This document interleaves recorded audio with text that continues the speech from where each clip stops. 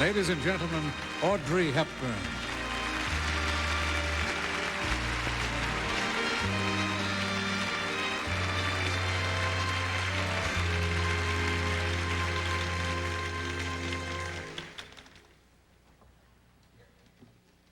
I first met him 40 years ago.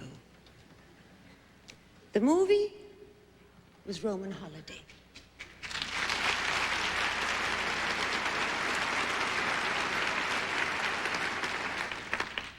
He was Gregory Peck.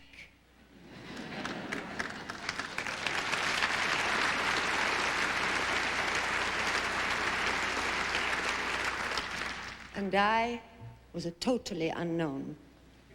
He guided me with such gentleness, patience, and fun through those glorious months on the set, when I first learned about the miracle of movie making.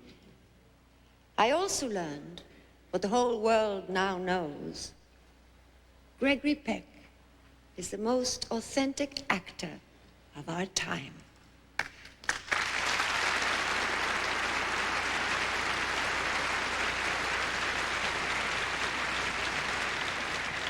If I were given one word to describe Greg, it would be dimension.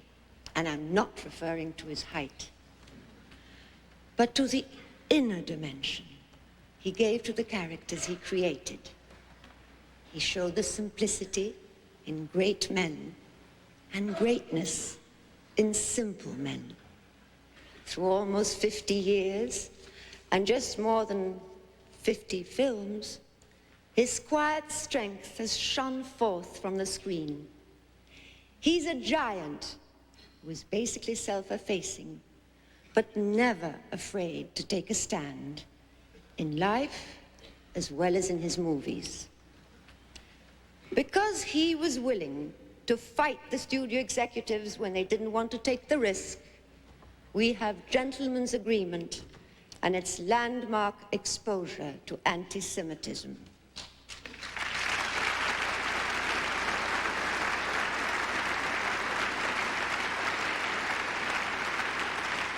Only because he wanted to play the part did they make To Kill a Mockingbird.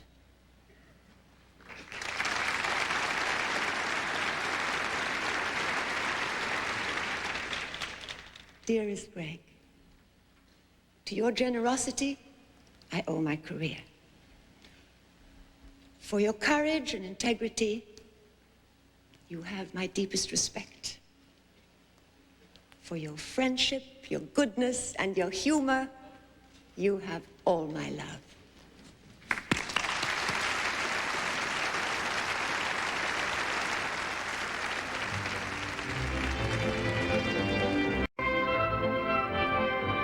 I like to make movies. It's my way of telling stories to people.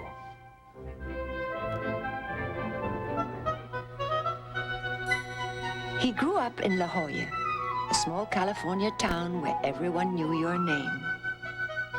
His was Eldred Gregory Peck. His best friend was his dog, Bud. Their favorite hangout was the town library.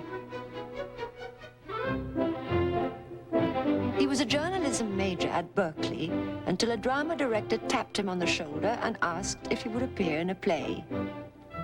They needed someone tall. He was awkward and uncomfortable, but he was also changed. I was gone on acting, he said. This was the way I could talk to people. This was the way I could tell them stories. Only the neighborhood playhouse in New York would do.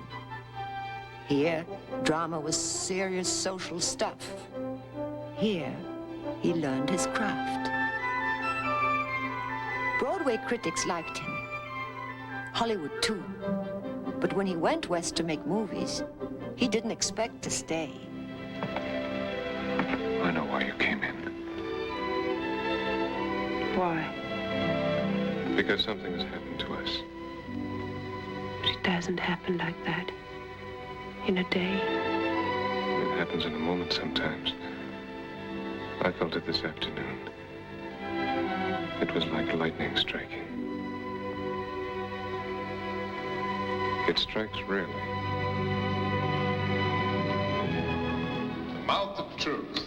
The legend is that if you're given to lying, you put your hand in there, it'll be bitten off. Oh, the hard idea. Let's see you do it.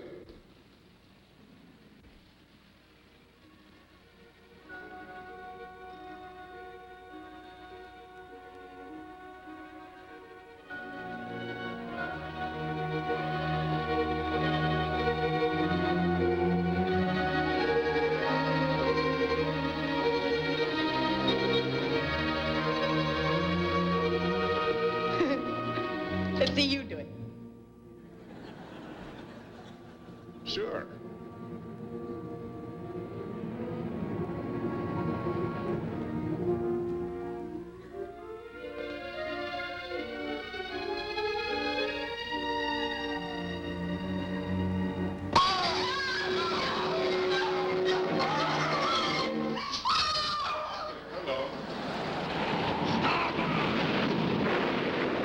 Director John Huston said, "He has a colossal dignity and great masculinity.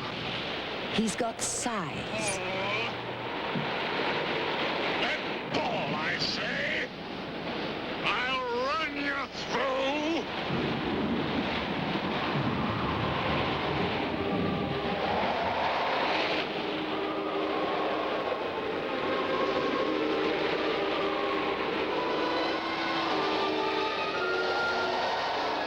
St. Elmo's fires!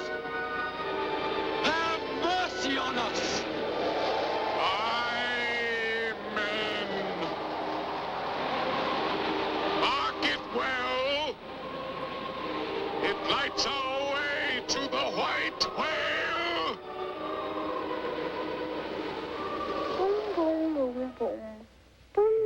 There were some movies he insisted on making, even when the studios tried to back down. And Tom Robinson now sits before you. A quiet, humble, respectable Negro who has had the unmitigated temerity to feel sorry for a white woman. Has had to put his word against two white peoples.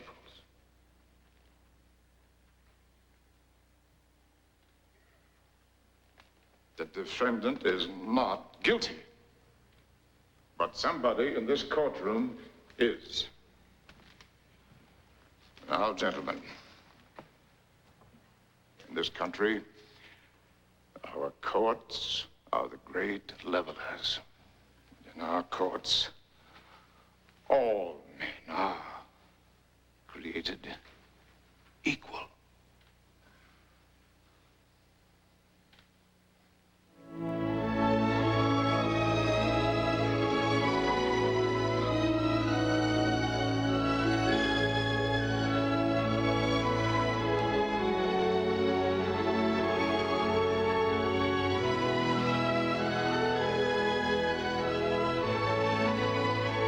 The size of a man is measured by the image he reflects of the best within ourselves. He is our full measure of a man.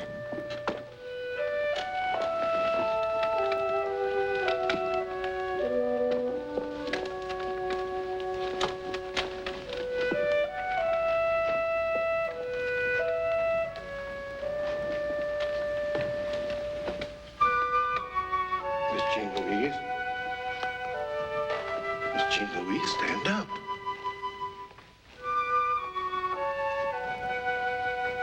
Your father's passing.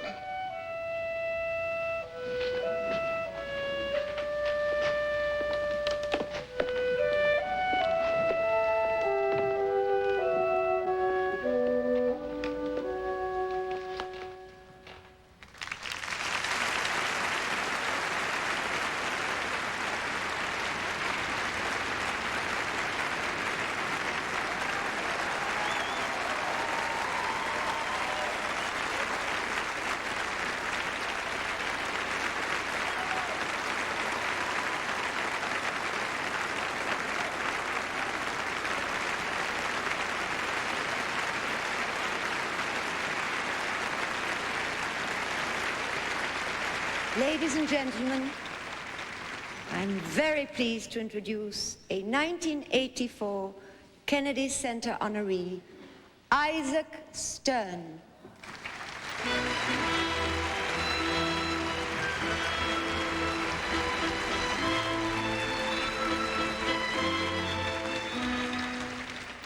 When we first met and became friends in 1965, in the original group that founded the National Endowment, I first began to know you as your own man, your own person, away from this famous personality on the screen. Two things became very clear very soon. There are very few people whom we know who can wear easily the words courtly and grace. And these are the words with which one instantly begins to describe you. And beyond that, this passionate feeling, this humanity that you have for what is right, for what you feel is right. A few hours ago, the president said, "You're an actor's actor." May I say to you, Greg, with great love, you're an American's American.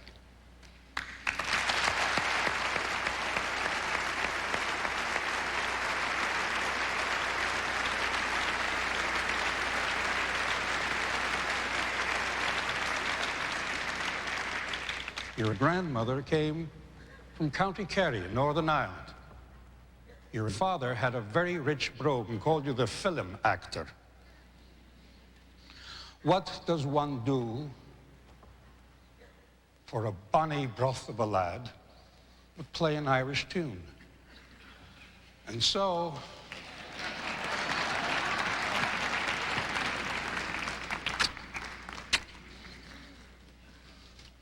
with the help of Miss Betty Bullock, we will play for you a most well-known Irish tune, the air that came from Londonderry. It was a simple Irish air. It went like this.